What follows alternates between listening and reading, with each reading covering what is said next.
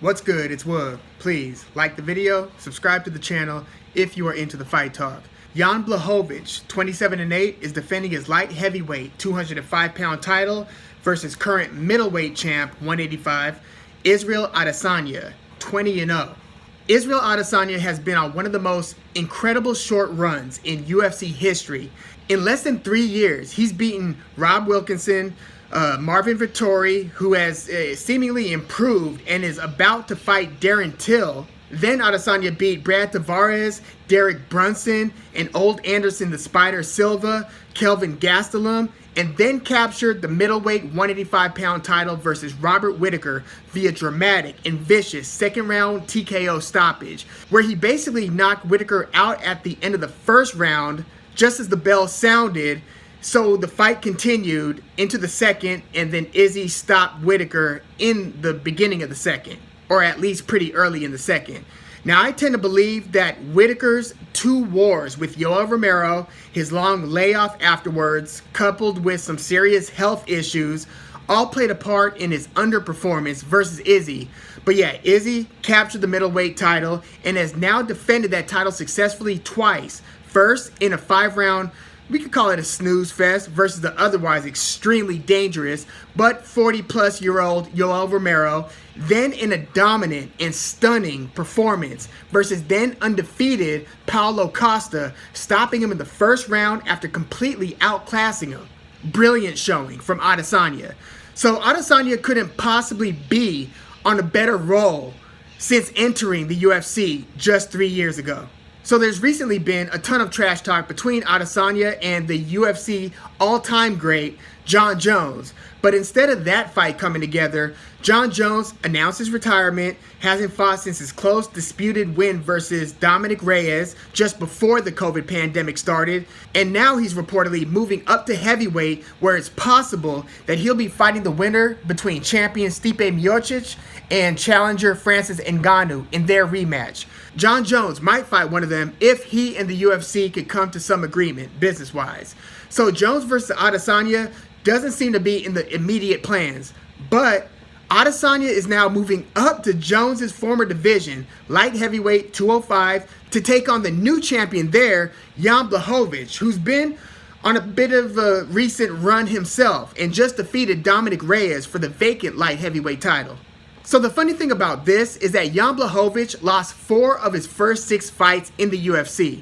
All 4 of those losses was via decision, but he was losing nonetheless to Jimmy Manuwa, Corey Anderson, Alexander Gustafsson, the former title contender, and Patrick Cummins. And all but Cummins were former top 5 contenders in the division. Now, after those fights, Jan quietly went on a 4-fight win streak, including a decision win in a rematch versus Manuwa, a decision win versus Jared Cannonier back when he was still fighting up at the heavier weight classes. Cannonier is currently a top 5 contender down at middleweight 185.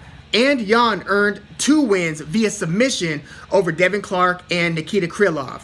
But then he had kind of a contender showdown versus Thiago Santos, where Santos caught him and won via TKO. This was a huge win for Santos, and it set him up for the title shot versus Jon Jones, where he'd lose a very close disputed decision and actually became the first Jones opponent to win on one of the judges' scorecards versus Jones.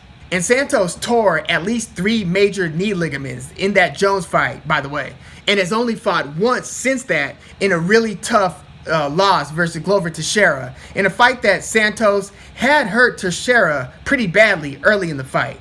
But before that Jones versus Santos title fight, Santos had beaten Jan, and it kind of seemed like Jan might have hit his ceiling. But then he returned to TKO an over-the-hill Luke Rockhold, with Rockhold fighting up 1 weight class from his natural division.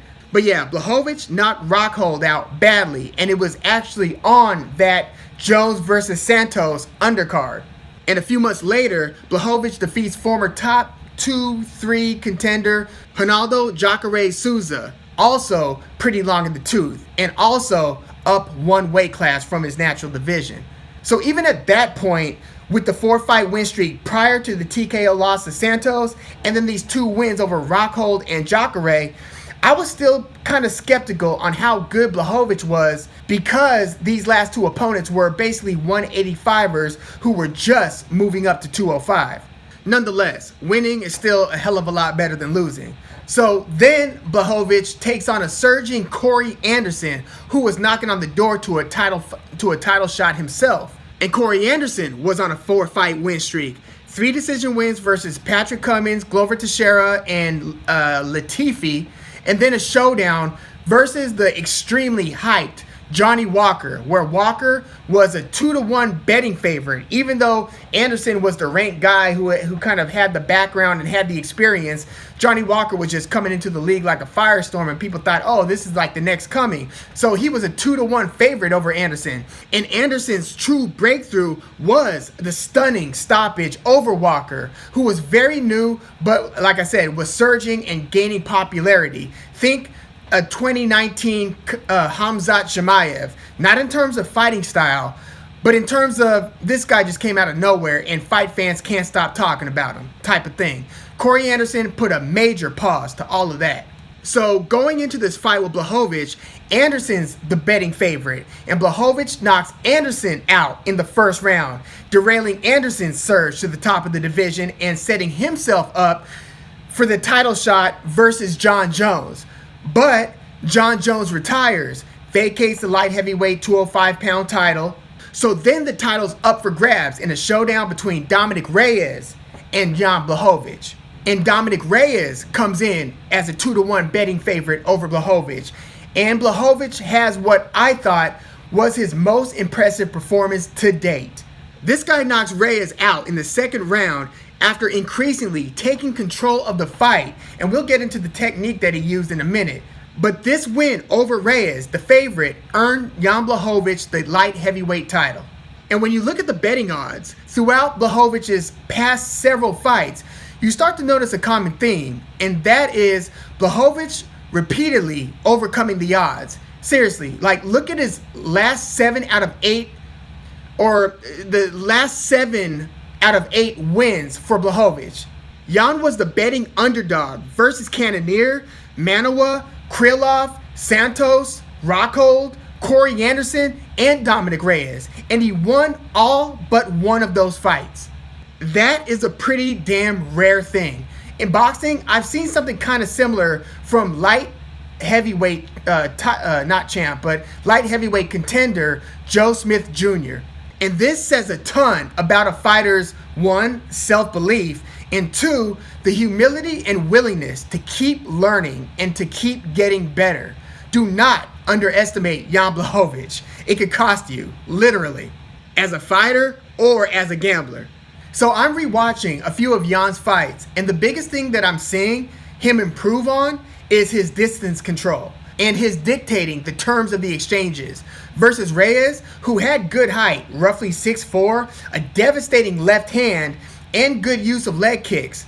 But what Jan was able to do was stay totally out of range, and when Reyes would attack, just take a step back and be prepared to counter in an ambush or just take a step back and do nothing.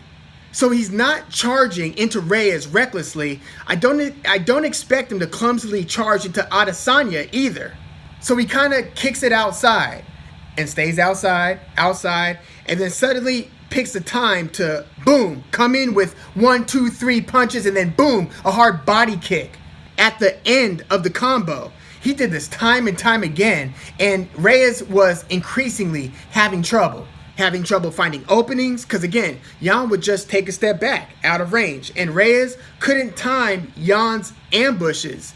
Sometimes he himself would try to step back out of harm's way. Sometimes he would back straight up and as the taller fighter, and put his hands up to protect his head. So here comes the 1, 2, 3 punches, and then boom, that kick to the body would land flush on Reyes' side, and you would see that side start to just turn red and purple quickly. Jan broke Reyes down this way, and those ambushes started to become more and more effective as Reyes became less and less able to defend against them, and still wasn't able to find the opportunities to really land his hard left, his signature left hand. This was a great game plan for Jan, and it's something that he's getting better and better at. Very patient and strategic on when he engages. He's also able to preserve some energy this way. Now the question is this evolution enough to outfight Israel Adesanya, who's been looking brilliant? But again, this will be fought 20 pounds heavier than where Izzy's been competing in the UFC.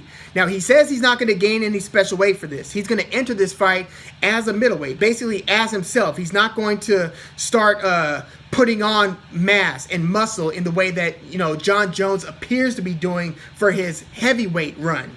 So Izzy, at least reportedly, is going to be coming in as himself as a middleweight, just fighting a light heavyweight. Now, Jan is a big boy, very strong, and he's an undoubtedly cerebral fighter. He's gained tons of experience now. And Adesanya and his team at City Kickboxing also fancy themselves as master strategists. Adesanya, great counter striker, very precise. He made Costa pay for advancing on him. Leg kick, jab, feint, change direction, jab, leg kick.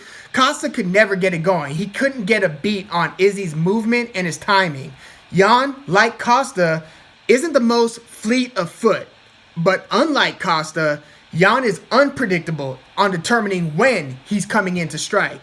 And when Jan comes in, again, he's not throwing 1 or 2 strikes. He's often throwing 3 to 4 and then finishing the combo with kicks or with a hard kick. Now, Kevin Gastelum gave Adesanya his toughest fight in the UFC, and he was also using a bit of an ambush approach.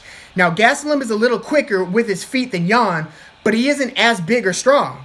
Now, you kind of have to favor Izzy here, right? But man, this being his UFC light heavyweight debut versus the champ, who's got to be as confident as ever, I truly believe Jan has the tools to totally put Izzy's lights out. Because even if the first and second strike don't get to the 6'4" Adesanya, who likes to lean back and counter and move laterally, the third or fourth strike can possibly get there. Adesanya is going to have to be masterful in his movement to keep from getting blasted by some of these ambushes. And this is obviously a 5-rounder. Blachowicz does have 1 full 5-rounder under his belt. Adesanya has 2. Now, I'm not even sure who this fight favors as it's extended into the later rounds, assuming no one gets stopped early. But Adesanya is just operating as if he's on another planet. It's like every time I think, okay, we've seen like how good he could get, he then just blows that expectation out of the water with his next performance. I really feel like this fight is more of a toss-up than most. But you know what? I'm going to buy into the hype this time. I thought that Izzy versus Costa was going to be very close and competitive, and Izzy just blew me away with that performance. And I'm sure that he's seen, the same tape that I've been watching, that we've all been watching. He knows that Jan will look to sit back, and then ambush. At least if we're to make anything over his, previous performances and see and try to gauge what Jan is expected or most likely to do. And I don't expect this leopard to change his spots and for Jan to just start going just balls to the wall and start upping his volume tremendously. He's also 40 years old, or close to 40 years old, by the way. I think he'll try having a very conservative but effective output. I don't think he's going to be as inactive as Yoel Romero was versus Izzy, because that won't win him the decision.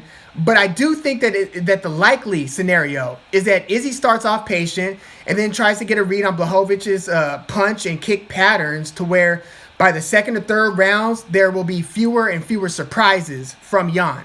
If Izzy can get to that point, then I think his speed advantage and, the perceived talent gap will start to make a difference here. I think that by the second or third, that he can start hitting Jan with some of the counters that Jan doesn't see coming. I expect Jan to really try putting Izzy's lights out when he does ambush. And although Jan should be the bigger, will be the bigger and probably stronger guy, I think that Izzy's precision striking can take over as the fight enters the second, then the third round and beyond. I don't think Jan really has a great chance at winning this via decision. I don't see that happening. I do think that he's got a shot at the knockout here. And Adesanya can win this fight via decision, and that a decision win is more likely than a stoppage for Adesanya, I believe. So I'm going Adesanya via decision. I do think that he wants to stop Blachowicz and really just make a splash and capture the light heavyweight title in that fashion, then probably try luring Jon Jones back down to light heavyweight for a mega showdown. But I think that Adesanya is going to stay a little more cautious as he rides out a competitive but clear decision win. In boxing, it'd be similar to when Roy Jones Jr. went up to fight at heavyweight and took on one of the title holders, Jon Ruiz, for a share of the championship. And it was a clear decision win for Roy, not a knockout, but still hugely impressive, and was recognized as a pretty amazing feat. I expect Adesanya, if he pulls off a decision win versus Jan, to be recognized as such as well. But again, don't sleep on Jan. Look at his performance history versus the betting odds. Really admirable career and rise to the light heavyweight title. I can't wait for this one. Very daring move for Israel Adesanya. But let me know your thoughts on this fight and on the state of the 205 and 185 pound division.